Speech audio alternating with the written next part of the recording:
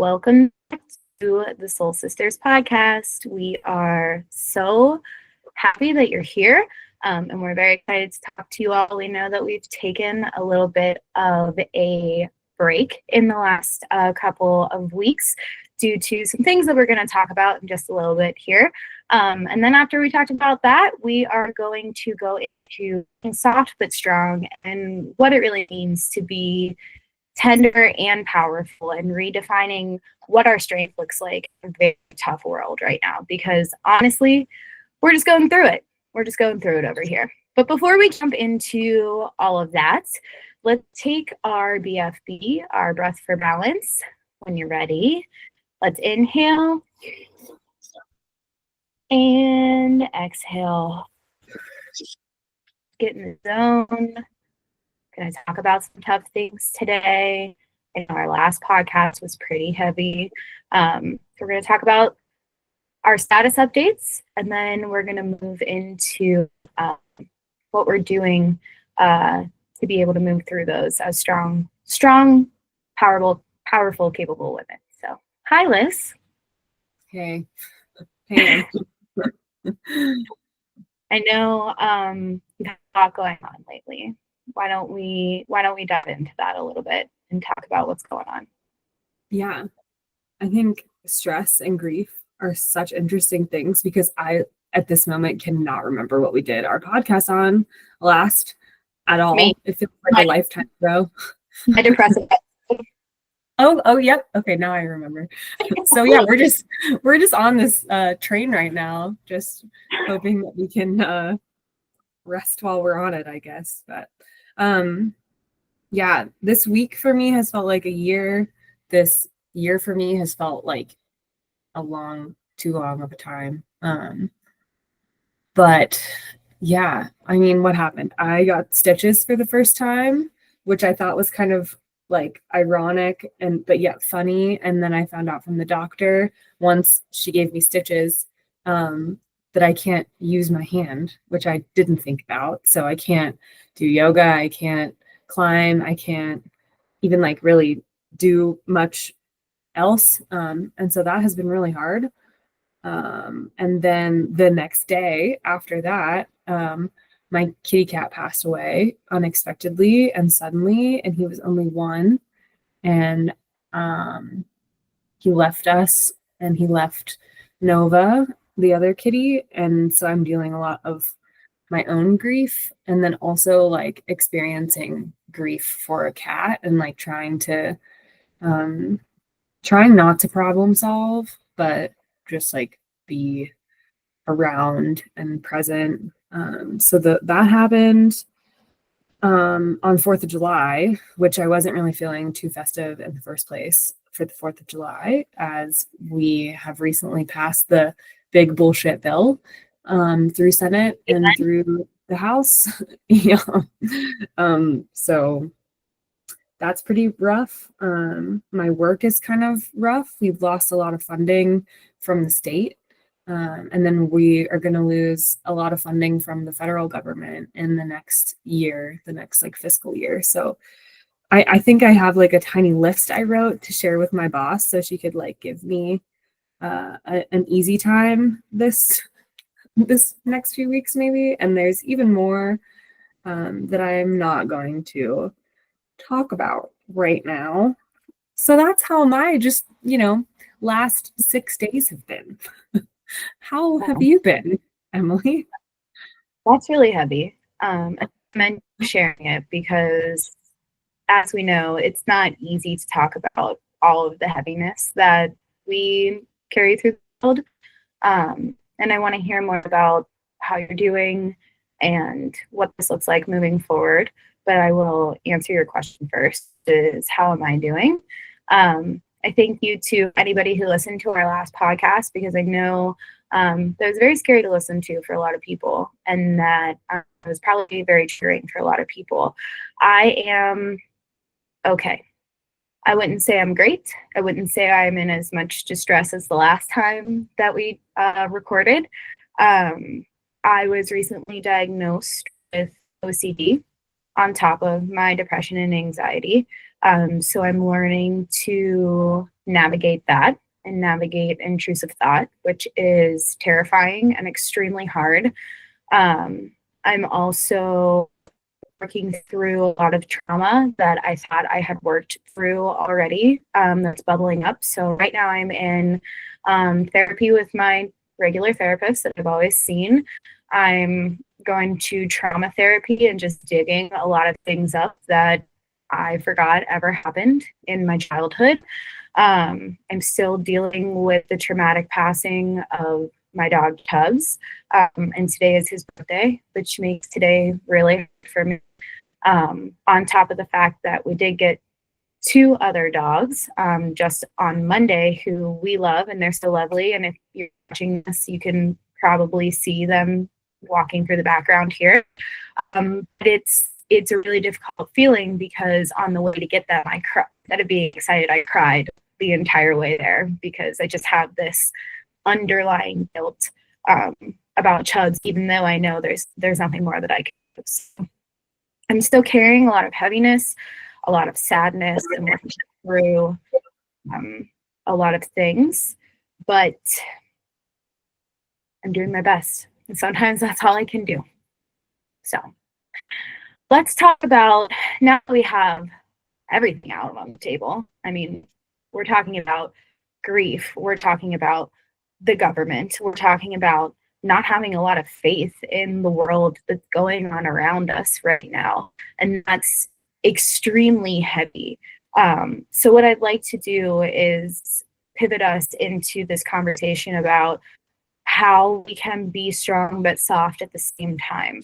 And I think it's a very interesting one because I'm in intensive therapy right now. I took a leave of absence from work and I'm in an intensive therapy class on top of all the other therapy for my OCD. And I'm learning about how I'm not really good at feeling my emotions, right? So like, to me, being afraid or being sad is weakness. So my entire life, and most people that have known me for a really long time or used to associate my personality with anger because that's the only feeling I ever let myself feel. And there's a lot of things like the government and the death of my pet that make me angry. But understanding that I can still be a strong woman and have soft moments that are not weakness, I think is super important. So tell me, Liz, a little bit how you're navigating through that right now with everything you have going on. Yeah.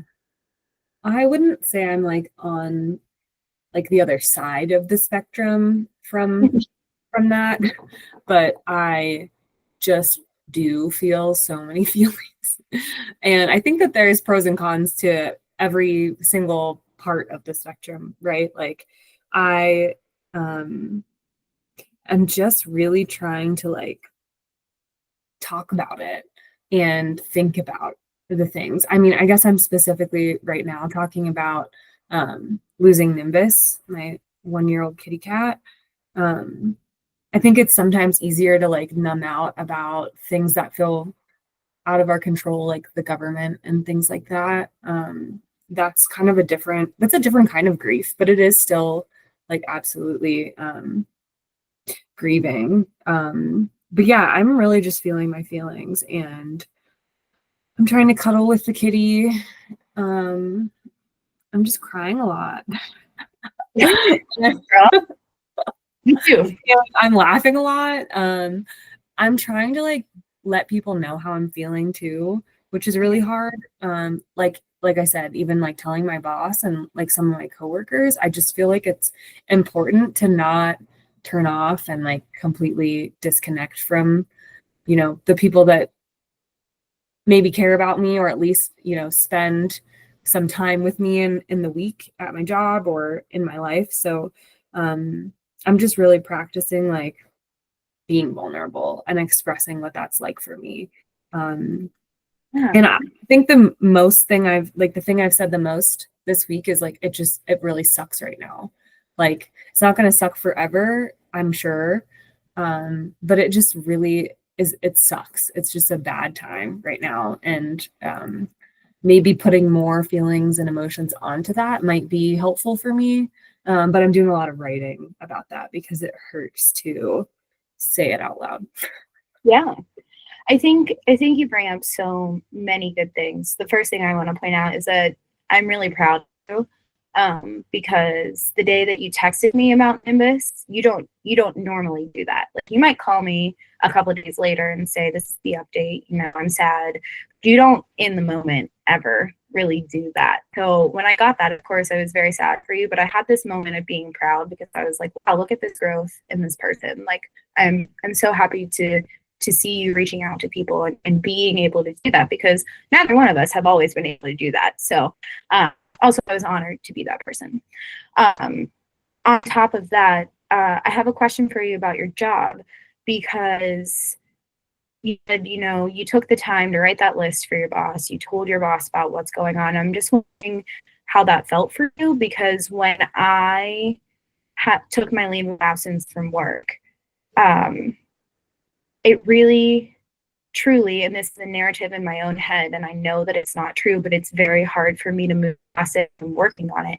It truly feels like failure. It feels like everybody can cut it except for me. And even though I know that's not true, like, my boss just took a leave of absence from work for very similar reasons, but for some reason we have this different set of rules for ourselves than we would for other people. Like, what I say to you isn't necessarily what I say to myself. So I'm wondering how that felt for you, having that conversation with your boss. Yeah. Well, so first of all, obviously I told you about Nimbus, you're my soul sister. I was proud of myself for actually texting you on that day. Second of all, I also took a leave of absence. Like, I think the first year I started my job as a mental health therapist, because it was a lot and I got so much out of that time. And nothing in that time felt like a failure to me. So I hope that, like, eventually you can start to, like, look at it as like, wow, I'm proud of myself for taking this time for myself. And, like, maybe you can look back on it and be like, wow, I got to spend this time with my dogs, like, very, I guess not one-on-one because you have 2 dogs now, but, very, very present with them. But to answer your question, how the conversation went, leading up to it, I was really annoyed. I was very irritable. I slept in on Monday and missed the first meeting of the day. And that's because I have been so hyper-focused on Nova. And he came and laid down with me at like 8 a.m. and just, like, snuggled up with me. And then I fell asleep with him through my next meeting. And my boss messaged me and just, like, asked if I was, like, working today. And she didn't know what I was going through, but I was very, like, annoyed that she, like, put me on the spot. And so waiting up until the point to just, like, talk with her, I was very nervous. I thought a lot about it, and I was, like, on the fence of if I should even tell her what I was going through. And I just decided to do it, because I think holding things in is never really good for me personally. And the conversation went so well. I think that she, like, maybe also remembered, like, I'm just a human, and yes, I do my job, and also I have these things going on that may make me not do my job as well sometimes. And so I think it allowed us to maybe even connect a little bit more. Like, she told me a story about her child who, like, broke his arm and had to swim with his hand out of the water, and I was, like, nervous about having to do that. So I think it went, as good as it can be to just tell a bunch of bad news to your boss. But yeah. Never fun. It's never No. fun. Two things that you said. The first one being that you're human, and sometimes you're not going to be good at your job, even if you're the most qualified person. I think that's such an important thing to pull out of what you just said, because we forget a lot, right? Like, we get annoyed with people. Even just take it out of context of what's so heavy right now, and think about, like, when we have road rage. Everybody has road rage, except for maybe my husband. I've never seen it because he's the calmest person on earth. But, like, we all have experienced road rage at some point in life. And it's like, you have no idea what's happening in front of you, right? You don't know. Maybe that person is just a dick, but also maybe it's an old woman who it might be her last drive before her kids take her license away or put her in a nursing home. It could be someone who did just come from the hospital and lose a loved one or a pet and is having trouble even driving the car. It could be someone who's having intrusive thought. It could be literally anything. And I think that we get so caught up in our stereotyping and our day-to-day and our own narratives and mind of what we believe to be true that we forget that we are just humans, and part of the human experience is making mistakes, and part of the human experience is not being perfect. And it's something that I'm struggling with a lot, because I don't think I'm perfect, but I expect much more from myself than I expect from other people, and it's killing me. Mm-hmm. Yeah. Yeah, I think that, this conversation is a good reflection of like, soft and strong at the same time. I think the conversation I had with my boss was kind of an example of that, because, it created more like space for me to find more strength. And like it challenged me to be soft. But I think it's hard. Go ahead. I was going to say, I think it's hard too, because as women, especially as women who have viewpoints like we do, right? We are very opinionated. We believe women can do anything men can do, and in heels, and with a period, and their hands cut off. Like, we believe in women, feminism, right? So when you think about that, it's really hard to think about your feminine power and be empowered and be a strong woman and be independent and need my husband to hold my hand at night because I'm having a hard day. Or, and tell my boss I need to take a leave of absence from work and not worry about what she thinks, work will think, what other people think, because I know it's the right thing for me. It's really hard to do that because we have it in our brains that we have to be these strong women to make progress, and we like that about ourselves. But the soft part where we actually have to feel it is not as attractive is not the word I want, but it's not as inviting as the strong part is. Yeah. That actually made me think of something. So in one of my consultation, sessions this week, I meet with like several like very, maybe definitely more talented therapists than me.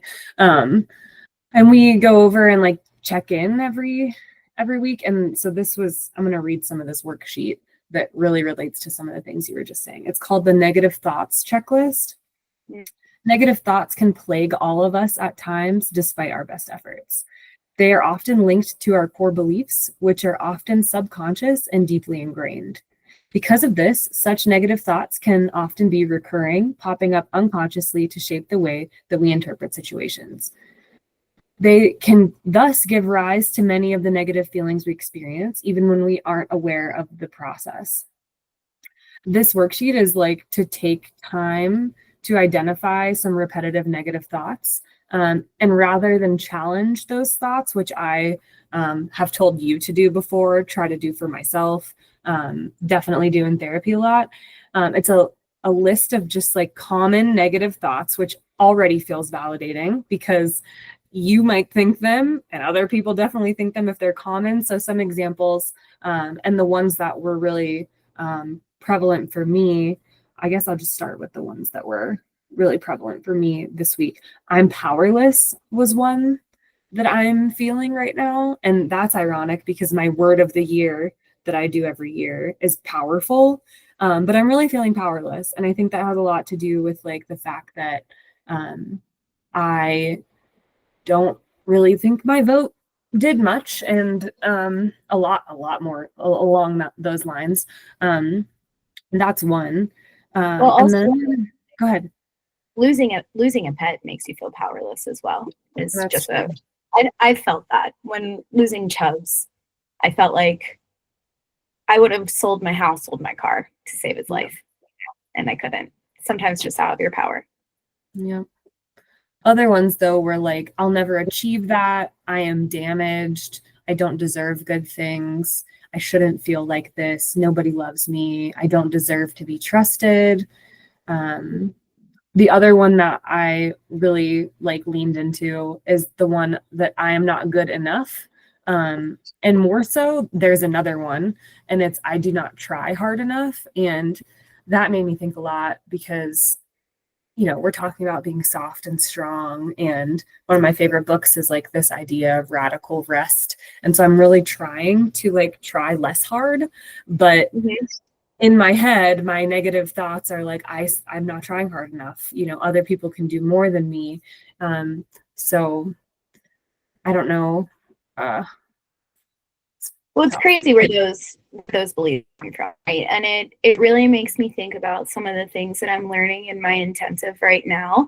If anyone would be interested in like understanding the therapy that I'm going through, it's run by Matthew Codde, Codde. You can find his podcast anywhere that you listen to podcasts, but also he does an intensive therapy program for people with OCD and anxiety. And something that I'm learning that it's just crazy, the list that you just read so relates to what I'm learning in this class. And it really resonates with me, the way that we create these beliefs and these narratives about our lives. And even just the other day, I was having this conversation with my cousin Katie, where we sometimes don't ask questions, or we don't look outside of ourselves, or we associate the fact that our mind is who we are and our worth is put into how much money we make, or how hard we're working, or what this person thinks of me, or the perception of my coworkers, etc.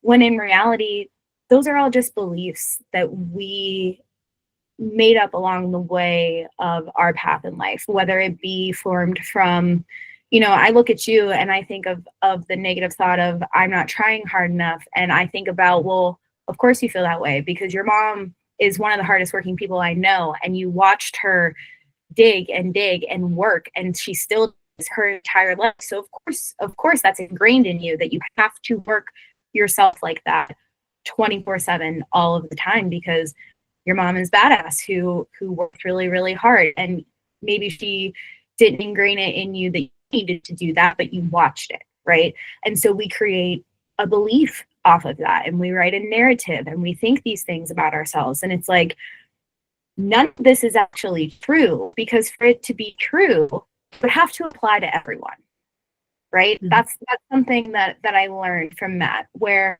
in order for it to be true, it has to apply to everyone. And if it doesn't apply to everyone, then it's a belief or a narrative that you've created. And I think that list is so interesting, because I'm sure there's many people listening to us right now, and many people listening to that list and thinking like, yeah, I think that all the time. But I know in my most recent meltdown, the thought I called you and I was like, I'm having these thoughts. I'm so afraid. And you're like, Emily, I literally had a thought like that just the other day. Like, it's normal. And I'm like, it doesn't feel normal. And it's like, what is normal? Like, you are trying hard enough. You are enough. It's just this shit society has piled on that we've created these beliefs deep down inside. You can tell that you've been doing some work, Emily. I just got therapized.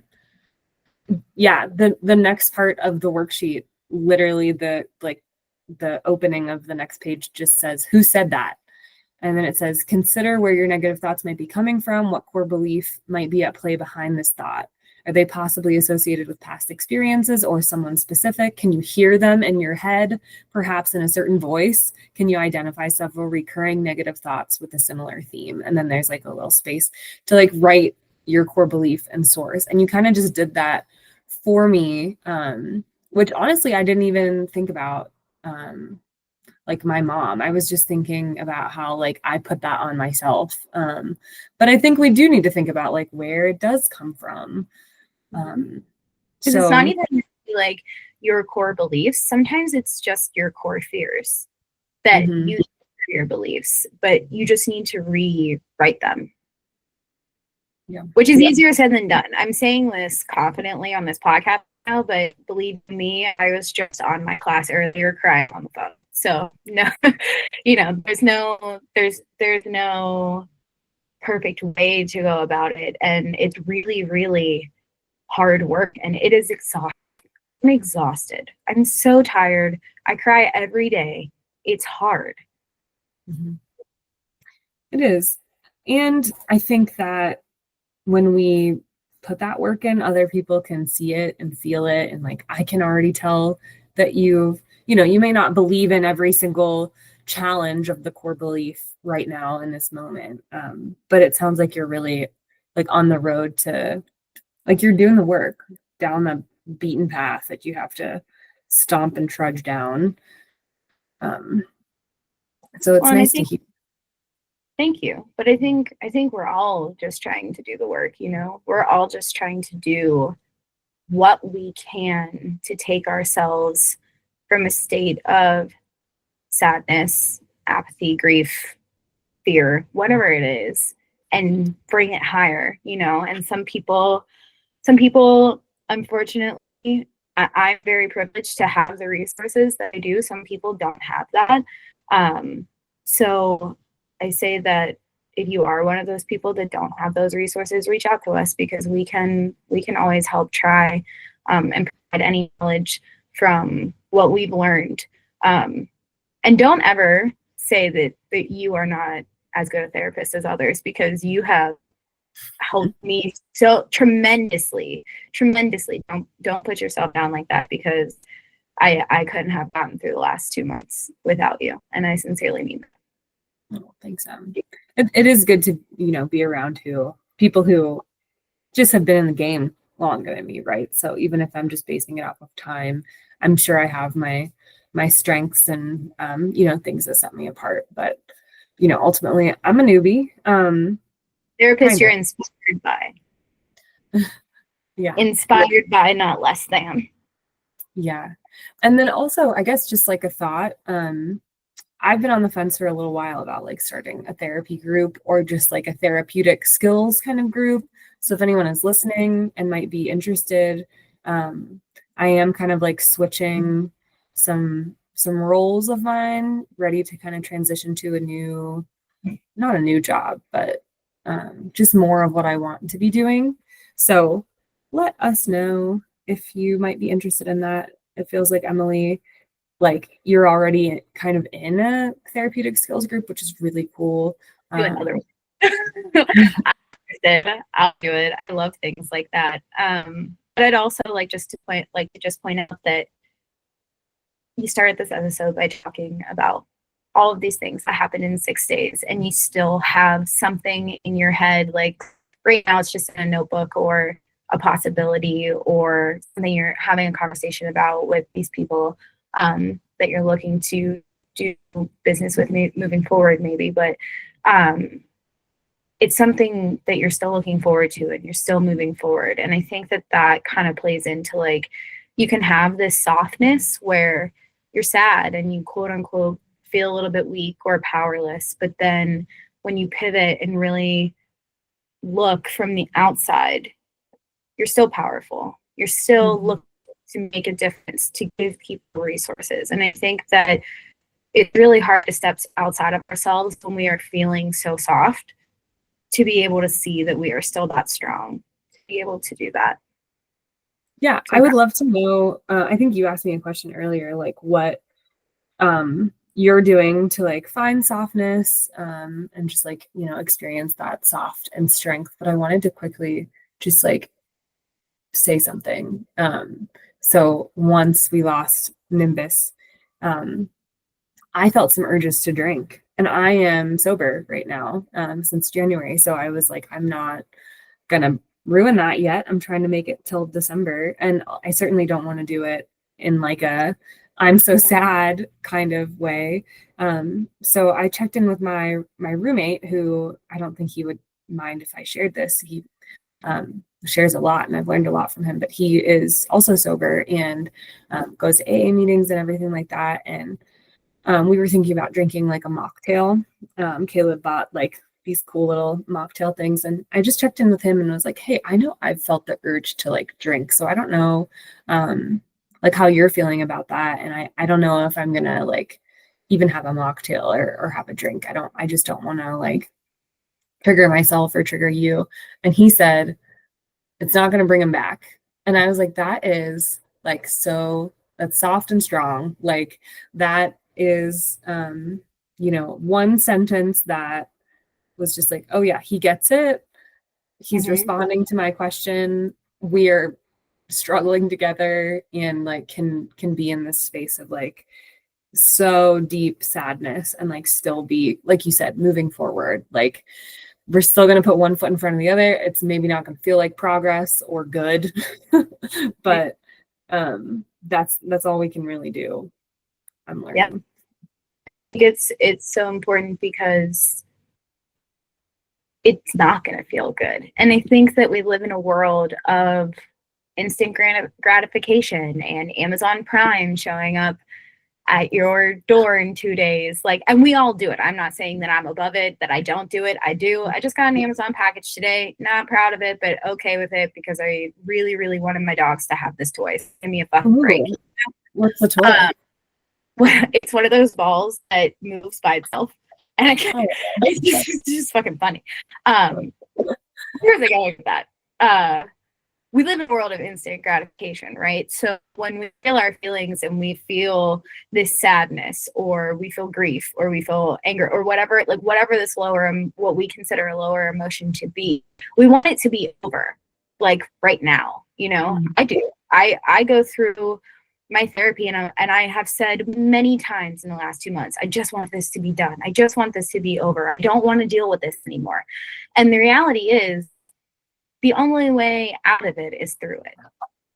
You have to feel it. You have to go through it. You have to feel it, because if you don't, you end up like me, having a meltdown because you didn't let yourself feel your feelings for years on end. So the only way out is through, and it's difficult and it's hard and it hurts and you cry and you get urges to do things that you shouldn't or you wouldn't, and it's painful. And then one day the pain eventually goes away. Not fast, not tomorrow, not, sometimes not even this year, but eventually it gets easier. Yeah, I don't think it does go away. I think it changes shape and form and feeling, but yeah, it's still there. And like, yeah, that's a better way. Yeah, I'm feeling it really strong right now because like grief for me is like seeing a black shadow and thinking it's my cat. It's, just hoping he's gonna come up on the porch and greet me after I get home from work or something, and like remembering that those things aren't going to happen. And it feels so striking and so deep and sharp and painful. And then, thinking about my dad, like that pain is still there. And I think it's just as strong if I sit and think about it for a while, but it doesn't feel so like palpable all the time, but it's always there. And I think that honestly is like a relief, like knowing it's not like it won't go away. It's just like you just learn to live with it and you learn to be more okay and feel more okay even with the pain. Yeah, that was a better that was a better way to say it. It becomes more manageable is what I should have said. It becomes more manageable and you learn how to actually feel it instead of avoiding it so it doesn't feel as big. Yeah. And like, when I'm mourning my dad, like I will spend a day doing the things that he liked to do or would have liked to do. And I think it's a little harder for an animal. And I'm curious how, your day is going with the loss of Chubbs, but I had Princess Morris Baker for like 20 some years, and I just don't like honor her in the same way that I honor my dad. And like, that's okay. I have a picture of her right next to my bed and I look at it every day, but it's just like harder to honor a creature, I think. And like, I just want to, because they are just as important as like a human that you can talk to, if not more, because they love you unconditionally. So I'm wondering Yeah. how your day of grief and love and soft and hard and all the things was going for you. It's been a really heavy day. I think the hardest thing for people like us who have a lot of empathy is to watch Nova be sad, or like today I've watched my husband be incredibly sad. And that's always hard for me because he's not a sad person. He's very, life is great. He always sees the glass half full. So that's been very difficult. In terms of honoring Chubbs, I think I channeled you a little bit, where like I kind of channeled my inner child, and I was like, we're just do what he would want to do today. That's what we're going to do. Or what we would have done to celebrate his birthday if he was still here. So we went for a walk, and we went to Home Depot because he loved Home Depot. And we watched this one was a little sad. We watched the movie that was playing the day that he died, the day that we left and decided to go to the hospital, the day he died. So weirdly, it was Moana that we had on the television because we always thought the pig Pua looked like him. So we watched Moana today, and we just laid and cuddled with our dogs and played with them, because if he was here, that's what he would have wanted to do. So we did the things that he loves, and yes, I do recommend that if you've lost a dog that likes to stick his head out the window, stick your head out the window. It's just think about like how a little kid imitates a dog. It's kind of the way I went about it. No, that's sweet. Yeah. He would be very pleased to see it, and probably saw. And it was nice because Tigger and Edna are new. They've only been here for 3 days. Those are my new dogs. They've only been here for 3 days, and they're rescues. So they themselves are going through a lot of stress right now, because this is a new, like, they got rescued from a really inhumane situation. This is a new space for them, another new space on top of the shelter. Everything's different. Their schedule's different. But I felt like there was a little piece of Chubbs with us today, because while we were crying and mourning him, Tigger got up and he did exactly what Chubbs would do when I was having a panic attack or when I was sad. He came, he sat at our feet, and he just licked our tears off of us because he could tell that we were in distress. And I was like, I think he sent you, I think he sent you. So maybe just try that for Nimbus. What did he and Nova used to do? I know they love to play outside. Go play outside. Go play, in the grass or in tall thickets, or something like that. Yeah, it's wild to experience such deep grief from an animal. Like, I've only ever had a dog and a cat in my life, and when we lost the dog, really couldn't tell Morris's reaction, but having 2 kittens and losing one that this cat grew up with, like, from the moment we brought them home, like, it is so wild to like experience that energy. Like, he sleeps until 4 p.m. at least the first few days. He's up earlier today, thank goodness, but like just like hiding, which he never really does. So it's just been so hard to like experience and feel his sadness. And I did a lot of Googling about animal grief. And, like, some of the tips were like, keep the routine, keep a schedule, don't push them too hard to like be happy, just go check in on them and like nudge them gently to let them know that you're there.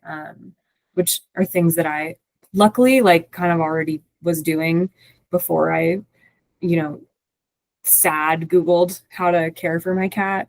There's also like this cool like pheromone wall plug that you can use. I don't know if you can use them for dogs too, but for cats to like smell something that like increases their happiness levels, or at least maybe makes them feel less sad. But I'm just learning a lot. And then my god sister, Katie, she is just the sweetest. And she sent me like a message that her vet like emailed her once she lost one of her cats because she has multiple cats. And the veterinarian was like, the cat that's remaining may take on some of like the personality traits as the cat that's been lost. They will absolutely go to all of the spots that he was in and like spend time there, which he's absolutely done. Like he's so much more vocal now. He's like meow meow meow meow meow, like just chatty, which he really wasn't that way before, and a little more cuddly, kind of like he knows he needs some TLC, and he probably knows that we do too. So it's just been like an interesting experiencing grief with another animal. So I'm really glad you got 2 dogs. Not that this will be with you for a long time, but I kind of decided like I think everyone should have 3 animals. That way, when one is gone, then there are 2 remaining to mourn together. Which someone was like, "Well, then are you just going to get like 60 cats?" And it's like, "Well, no, that's not the point I'm making, but that would be nice." Here for the animals and for the humans. Excuse me. I want to point out though, I have to cough. I'm so sorry, friends. Whoa. Meow meow. Got a little choked up over that. Something beautiful that I took from that though is an inspiration Nova really is. Because think about what Nova is doing. It's so incredibly hard to watch me that sad. Just like it is for anyone. It's hard to watch, I remember when your father passed away. It was incredibly hard to watch you go through that as your friend. But we want to be there for people in a way. Sometimes there's just nothing you can say to make it better, right? There's not really much we can do or say to make it better for Nova. He's going to grieve in his own way. But what a beautiful inspiration to see the soft and the strong, because nature and animals are resilient just naturally. That's just how they are. They have to bounce back to survive. That's what's ingrained in their DNA. So yes, Nova's going to be sad and he's going to grieve and it's going to be hard. And then today he's up and moving before 4 p.m. You know, by little, he's going to start to do what he needs to do to take care of himself. But he also allowed himself to feel that grief and that softness. And I think it's a great lesson that it might sound silly, but we can learn a lot from animals. We can learn a lot from nature. And this cat maybe look at Nova and think, yes, look, I will follow your lead. Oh my God, yeah. And I am cheering him on all day. Like if I see him come downstairs, I'm like, hi, how are you? And just like get really excited. But one thing that I think has been really helpful to hear from many people, not everyone, but like I think you said this to me. I just started volunteering at like a stable at someone's farm. And So the cool. the caretaker there, he said that to me this morning, one of my coworkers, but they just like, and you said this to me too, but like you said, I know what it feels like. I am an animal lover. Like I know how much it really sucks to lose an animal. And, it's weird hearing that about a family member, I think, for some people, because they're like, you don't get it. Like this person was this person to me. But I think with an animal, it's just like this nice, like I can meet you where you're at, because like if you love one animal, then you're an animal lover, right? Like you are good to animals and you know how influential they can be in your life, sometimes more than humans. Like every single day they're there. And so I think that made me really feel like, oh yeah, people understand the deep pain that I'm feeling right now. And though it's not a human, it really feels bad. It's a loss. Well, what's so interesting about that is that when I lost Chubbs, I went to therapy and I was like, worse than the day my grandfather died. And my grandfather was one of my besties. I mean, he was important to me, to my life. Mm-hmm. We shared a birthday. And I said to my therapist, like, I know this sounds fucked up, but like, this is harder this is way harder. And she brought up the point of, well, of course it is, because it's like your child, right? Yeah. I don't have children. I'm not going to have children. I have a niece and a nephew that I love, and that's about it. And I can't imagine if anything were to ever happen to them, but this is as close as I'm going to get to a child. And it goes back to that feeling of, sorry if you just heard Tigger bark. It goes back to that child. of feeling powerless, because there is quite literally nothing you can do about a freak accident, a freak illness, an unexpected death. And it tears you apart, because that's all you think about. What could I have done differently? I should have done this. You should have done this. It could have been this way. Or now that I have new dogs, like thinking about like, I should have done this for Chubbs and I do this for him. Like, it just gets you in the spiral of thoughts, and it's very difficult. And I don't think that we have to create this line between human and animal, because we are all beings that feel, and our animals, I love my grandfather, but he's human and he makes mistakes like the rest. He was human and made mistakes like the rest of us, So we've gotten in arguments, etc. I never argued with my dog. I'm gonna tell you that right now. Never argued with my dog. I could have been the biggest piece of shit on planet Earth, and he still loved me no matter what. You know what I'm saying? So it's just as difficult. It's really hard. Yeah. And I think like talking about grief just like allows other people to maybe feel their feelings more, or just like commiserate, know that they're not alone and their grief. There's a lot to grieve right now. As a collective people, there's a lot to grieve, in both of our own lives. And if anyone wants to talk more about those things, you know where to find us. But I think that like naming, labeling, like playing with grief, like is one way that we can find softness and strength at the same time. And it feels like it has wrapped up this podcast with a little bow, because it was just a podcast that needed to happen, and it's like overdue. We just haven't been really able to come to and do it. So it was a little hodgepodge together, and I'm really glad that like we had this conversation. I think it was really helpful for me in all the things that I still feel really bad about, but that's okay. It is okay. And you're going to feel bad for a while. And most of us are going to feel those emotions for a really long time. So we thank you all for being here. We are going to go into a meditation after this really heavy topic. But this is your reminder before you go that it's okay to sit in this.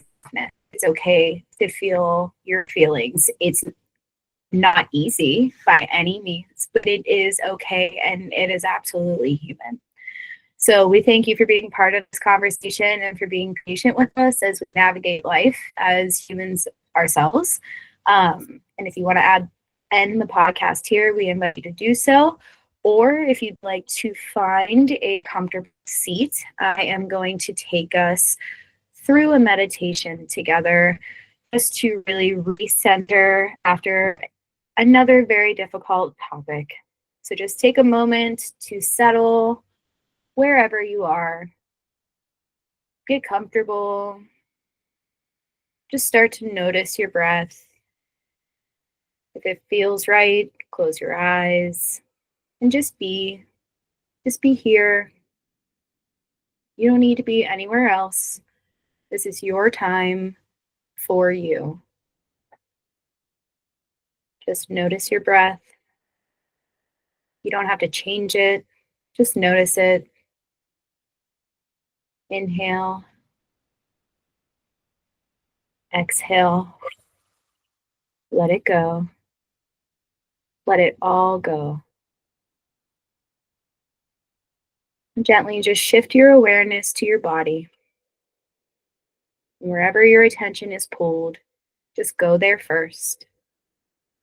Maybe you're in your fingertips, your shoulders, Maybe you're in your eyes. Wherever you feel any type of sensation, emotion in your body, just feel it and let it be. You don't need to name it. You don't need to know what you're finding or feeling. You don't need to understand it. You just need to be here to feel it. Just notice the sensation. Maybe it's heavy, maybe it's light, maybe it's warm or buzzing, maybe it's still. Whatever it is, just let it be. Let yourself feel it. If it moves, follow it. If it stays, sit with it. You don't have to fix it. You don't have to figure it out. Just be present. Just feel.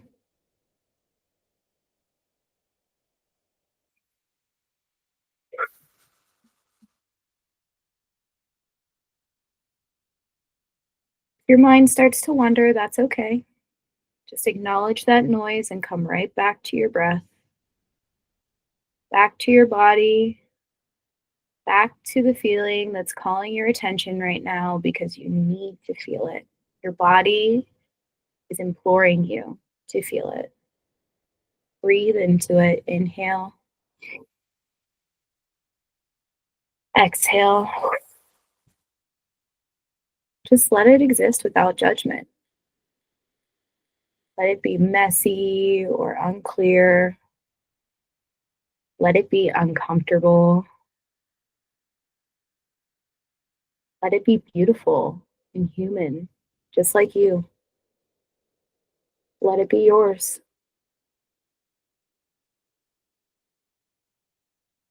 You don't need to know why it's here. You don't need to turn it into a story or a narrative or a belief. This isn't about understanding. It's just about being here and feeling it. Take another deep breath. Let it out slow. Let your body soften just a little bit more. And let yourself be held by this moment. Nothing to do, nowhere to go. Just be.